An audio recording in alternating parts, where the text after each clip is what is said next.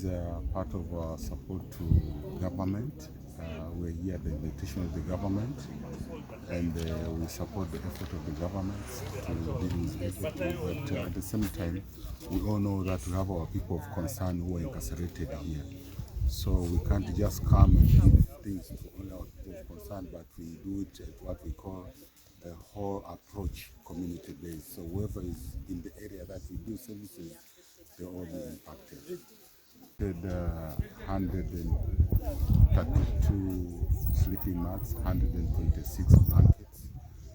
We have 400 pieces of soap. We have 27 underwear for women.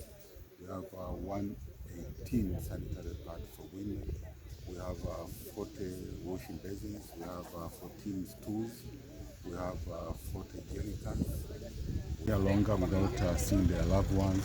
They need to be psychosocially supported, talk to them and listen to them. But also the same thing that we have provided, they needed more. The issue of water, we can also support in terms of medicine and medical facilities, depending with resources at the time. Yeah. And we continue to work together. And they're welcome anytime.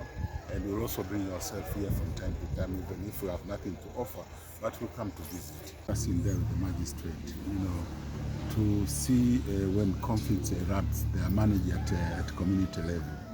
But also the issue of alternative to detention. Alternative detention also helps to resolve problems. When someone is within the community, something happens, it is easy for the elders and community members to come sit together and they diffuse the tension. So we also bring projects to the community that we call them peaceful coexistence projects, like water, hospitals, schools, where the locals and refugees are getting services together and they bring cohesion. For capital offences, the only option we have is after you have spent 6 months on remand, we can forward your file to the High Court for bail. But that has its own process, and the High Court will handle that bail application using its own processes. But once you are remanded, once you are charged with a capital offense before a magistrate's court, we cannot give you bail. Even we cannot dismiss the case, we just have to wait for you to be committed. Yes, so that's a challenge. Of course, it can be addressed by maybe hiring more judicial officers and ensuring that there are more judicial officers in different places like judges.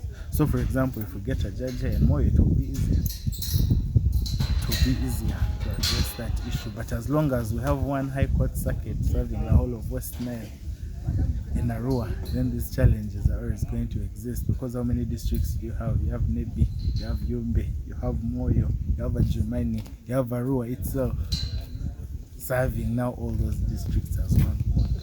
So the issue can of course be solved by having more judicial officers.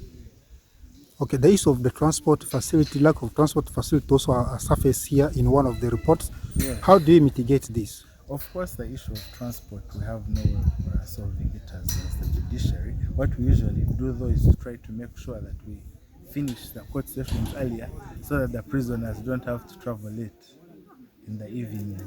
We try to finish early so that they have time to come back to court.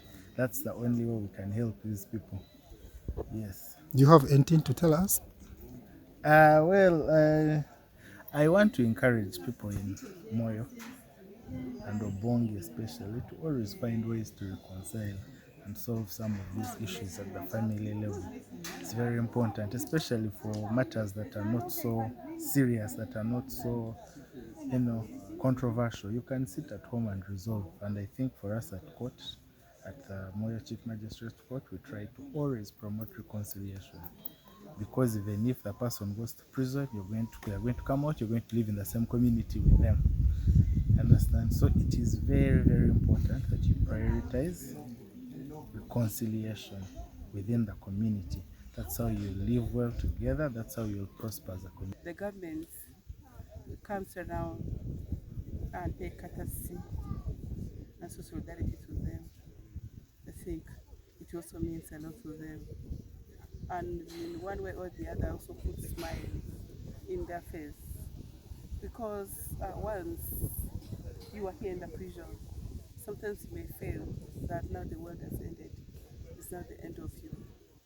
You get stressed, frustrated, and sometimes you even think, like even, you may feel like even losing your life or taking up your life.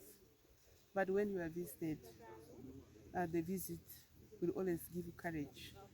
It will mean a lot to you. To mean that even if you are here as a sinner, but the people outside there, that still feels for you.